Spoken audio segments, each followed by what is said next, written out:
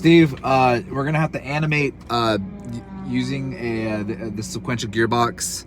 We're gonna have to animate it, the installation of, or just the review of the entire thing, and then other people that were researching about doing this. So, yeah, this is what we're going to be. This is the video we're going to be making when it comes to just reflecting and gathering information on this sequential, even though it's an automatic gearbox. Footage Factory, Rockstar Steve. You might remember me from such programs as reviewing the TKX on the 65 Mustang. I'd love to get that thing up and running. Unfortunately, the car is still being built. And even though I'm building up that car, I have yet another project, an RB25 R34 Skyline. And it has been brought to my attention the 8 HP Hotel Papa gearbox / transmission out of a BMW Hellcat and a whole bunch of a slew of other vehicles. And rumor has it this transmission can handle up to 1,000 horsepower, even the mediocre version. And rumor has it this transmission gearbox can handle up to 1,000 horsepower, even the mediocre version of this gearbox. Now, if it were up to me, I would put a sequential gearbox in, run 1,000 horsepower through the vehicle, and call it a day. Unfortunately, I live in a part of the world, and because of funds, a lot of shops are just, I don't want. Now, if it were up to me, I'd throw a sequential gearbox, run 1,000 horsepower through the vehicle, call it a day. Unfortunately, due to the part of the world I live in, I can't trust any of the shops to work on this car. Nonetheless, I took it to a new shop, I'm testing them out, and the owner of the shop recommended this transmission, this gearbox, and never heard of it. He said it's an 8-speed. My first response, an automatic? Why would I put an automatic in this vehicle? Let's take a step back for a second. Right now it has a 5-speed H-pattern transmission inside of it right now. Unfortunately, this is the same gearbox that's in the RB20, and it cannot handle the power that this engine is currently set up to create. So I gotta do something. Am I gonna run the same gearbox? And I know that it's gonna grenade the gearbox, the transmission as it is, or do I upgrade? Yes, I'm gonna have to upgrade. I'm being forced to upgrade. So what do I do? Do I do the 350, 370Z, 350Z gearbox? And to be honest, a lot of people aren't running that transmission. A lot of people, because I'm not gonna lie, this car hasn't come to America, so a lot of the aftermarket hasn't caught up with the vehicle.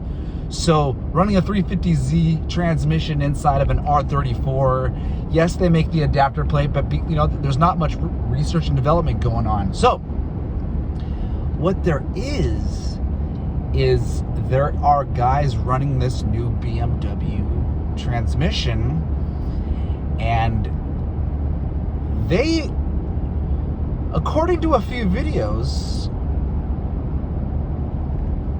have a sequential gearbox shifting style shifter knob that is interesting. In fact, let me play you this video right here. Now, taking a look at it, it doesn't seem that it shifts quite as immediate as a sequential shifter does.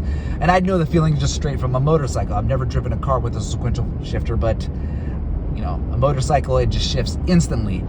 You can tell there's somewhat of a delay. Now, does not make much of a difference. Even though there's a delay, there doesn't seem to be too much of a delay when it comes to actually shifting inside of the gearbox itself. The shifting's pretty instant. It's just when it comes to the knob and the shifter itself, it seems like there's a delay of hand input and gear changing. Another thing that they have is a foot pedal clutch, a clutch pedal.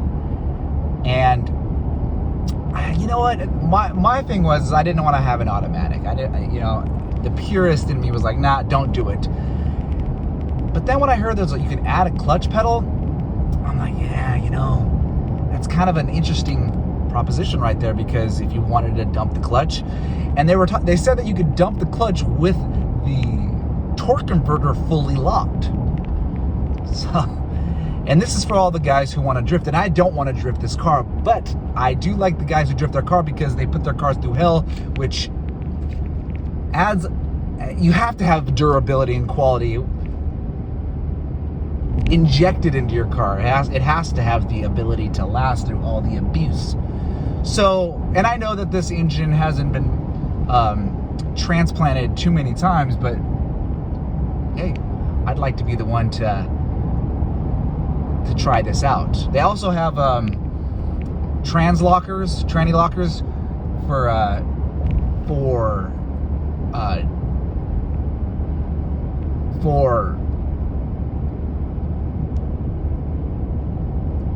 when you're drag racing.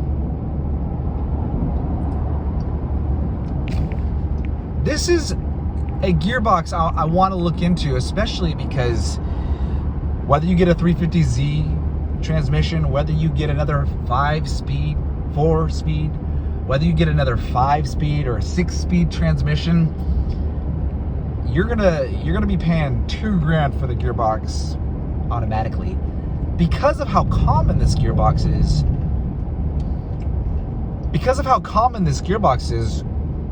They have this transmission for sale for $500, $1,000 pounds, and you're not breaking the bank with that. And from just the looks at it, let's do some research. One of the reasons I'm making this video is because I wanted to compare it to the other H-pattern transmissions, and especially when it comes to price and the ability to handle big 1,000 horsepower situations. On my 65 Mustang, I had the TKX.